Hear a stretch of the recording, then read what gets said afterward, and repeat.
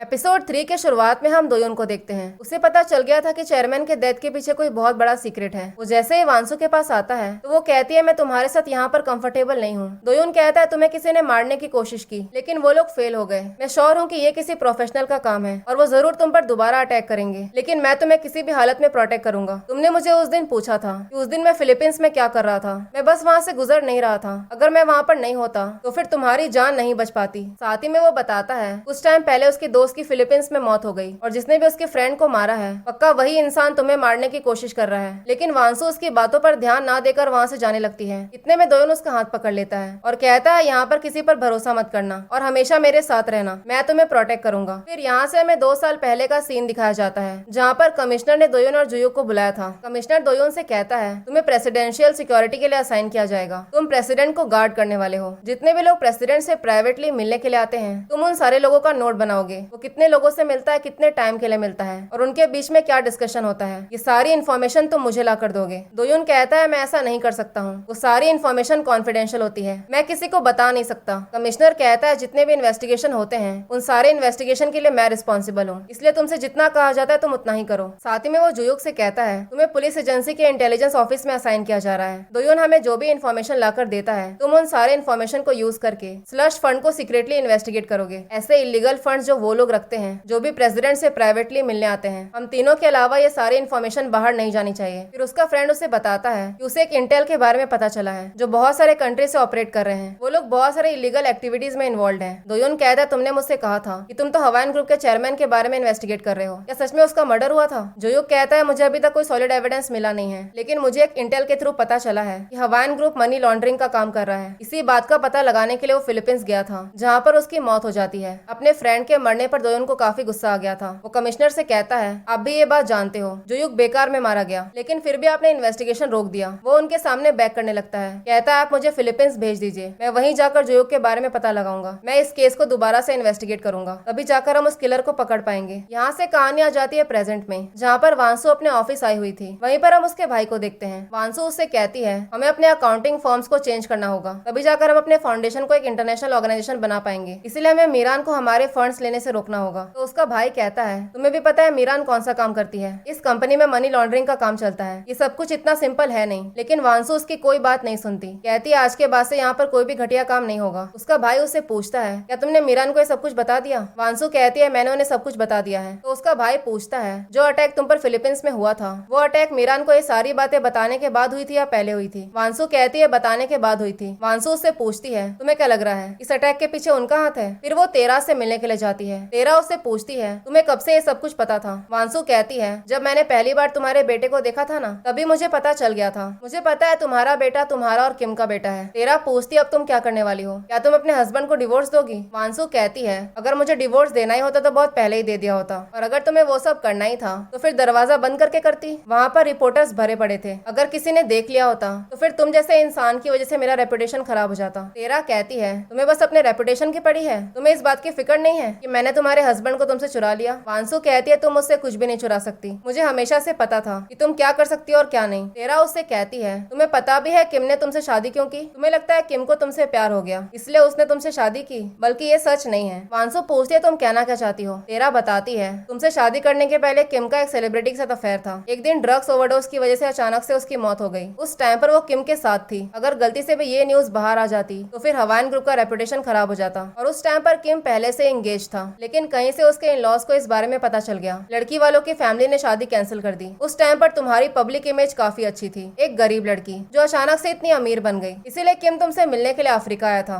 और इस चीज के लिए मीरा ने उसे खुद ऑर्डर दिया था। सीन शिफ्ट होता है नेक्स्ट डे जहाँ पर फैमिली फोटोशूट हो रहा था जिसमें तेरा के बेटे जुनी को भी बिठाया जाता है। इतने में वहाँ पर किम का भाई और उसकी बीवी पहुंच जाती है। उसकी वाइफ पूछती है ये बच्चा कौन है? योंगमिन कहता है ये तो तेरा का बेटा है। वो दोनों ही समझ जाते हैं कि ये बच्चा एक्चुअली में किम का ही बेटा है, इसी वजह से उसे फैमिली फोटो में इंक्लूड किया जा रहा है। वांसु जैसे ही तेरा के बेटे को देखती है तो वो गुस्से से चिढ़ जाती है। उसके रिएक्शन से दोयोन भी समझ गया था कि वांसु के हस्बैंड किम और तेरा के बीच में अफेयर चल रहा है। वांसु को बहुत गुस्सा आ गया था। वो मीरान से पूछती है आपने जुनी को यहाँ पर क्यों बुलाया है? तो मीरान उसे एक रिपोर्ट दिखाती है, कहती है जुनी उसका ग्रैंडसन है। फिर वो वांसु से कहती है क्या तुम पूरे दुनिया को बताना चाहती हो कि आखिर तुमने अपने बेटे को कैसे खोया था? इसलिए जुनी आज से इसी घर में रहेगा। वांसु कहती है आप इस बच्चे को मेरे बेटे से रिप्लेस करने की कोशिश कर रही हैं। आपको उसे जो देना है वो दीजिए, लेकिन आप मुझसे ये एक्सपेक्ट मत करिए करिएगा कि मैं उस बच्चे को पालूंगी, वो कभी उसके बेटे की जगह ले नहीं पाएगा। तो मीरान कहती है तुम एक दूसरा बच्चा पैदा नहीं करना चाहती, ना ही तुम अपने हस्बैंड को डिवोर्स देना चाहती हो, तो फिर आखिर तुम करना क्या चाहती हो? तो वांसु कहती है आपका किसी भी बातों का मुझ पर कोई असर नहीं होने वाला, आप चाहे कितनी भी कोशिश कर लीजिए, वो बच्चा कभी मेरा बेटा नहीं बन सकता। और अगर दुनिया ने हमारी फैमिली फोटो देखी तो सबको तो यही लगेगा कि जूनी उसी का बेटा है। तो मीरान कहती है मैं यही तो चाहती हूँ कि सबको लगे कि वो तुम्हारा ही बेटा है और किसी को पता न चले कि तुमने कभी अपने बेटे को खोया भी था। वांसु को बुरा तो लग रहा था, लेकिन ना चाहते हुए भी उसे फोटो क्लिक करवाना पड़ता है। फिर वो जैसे ही घर के अंदर आती है तो पता चलता है कि उसके बेटे के कमरे से सारा सामान निकाल कर वहाँ पर जूनी का सामान रखा जा रहा था। ये सब देखकर वांसु को बहुत गुस्सा आ जाता है। वो बहुत ज्यादा गुस्से में घर से बाहर निकली थी, इसीलिए बटलर दोयोन को कॉल करके कहती है तुम वांसु के साथ जाओ, वो काफी ज्यादा गुस्से में बाहर गई है, कहीं कुछ गलत ना हो जाए। दूसरी तरफ वांसु जैसे ही वहाँ से निकलती है तभी उसके सामने एक ट्रक आ जाता है। इतने में दोयोन उसके कार में आकर बैठ जाता है, कहता है तुम्हारा अकेला बाहर जाना डेंजरस है। वांसु कहती है मैं फिलहाल अकेला रहना चाहती हूँ। तो दोयोन कहता है तुम प्रिटेंड करो कि मैं यहाँ पर हूँ ही नहीं। दोयोन उसका बॉडीगार्ड था, वो उसकी सारी चीजों का ध्यान रखता था। ये सब देखकर वो उसे कहती है मैं लोगों पर ट्रस्ट नहीं करती, तुमने उस दिन जो कुछ भी मुझसे कहा मुझे उस बात पर जरा भी भरोसा नहीं है। अगर तुम चाहते हो कि मैं तुम्हारी बातों पर भरोसा करूँ तो फिर तुम मुझे एविडेंस ला कर दो कि तुम्हारे फ्रेंड को किसने मारा और क्यों मारा, और उन सारी चीजों का मुझसे क्या कनेक्शन है। काफी दूर ट्रेवल करने के बाद वो लोग वेकेशन होम पहुंचते हैं, जहाँ पर किम पहले से ही था। किम कहता है मुझे ऐसा फील हुआ कि आज तुम यहाँ पर आने वाली हो। वांसु पूछती है तुम चाहते क्या हो? किम कहता है क्या तुम्हें सच में दूसरा बच्चा नहीं चाहिए? वांसु कहती है तुम ये सब तेरा के कहने पर पूछ रहे हो ना, और तुम भूल गए क्या तुमने मेरे साथ क्या किया है? किम कहता है यही रीजन था,